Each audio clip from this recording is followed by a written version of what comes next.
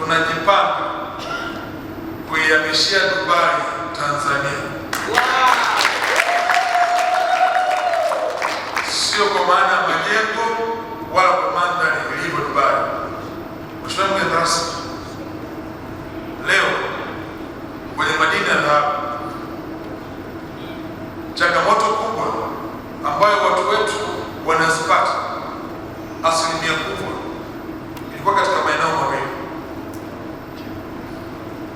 La kwanza ilikuwa ni katika mitaji, na la pili soko la uhakika. Mheshimiwa mgeni rasmi, ili mchimbaji mdogo aweze kuchimba ni lazima apate mtaji wa mtu wa kumsponsor, na asilimia kubwa ya mitaji inatoka nje ya nchi, hasa Dubai.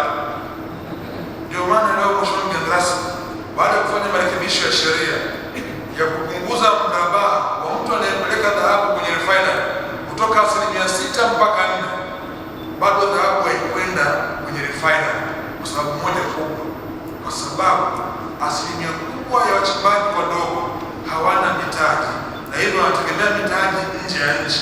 Kwa kila anachokichimba anakirudisha kwa mtu ambaye amemdhamini, na hapa ndipo unaenda ule msemo, anayemlipa mpiga zumari ndio anayechagua mwimbo. Kwa hiyo Mheshimiwa mgeni rasmi, hii ikawa ni changamoto kubwa sana, na hii mimi binafsi ilikuwa inaniumiza sana.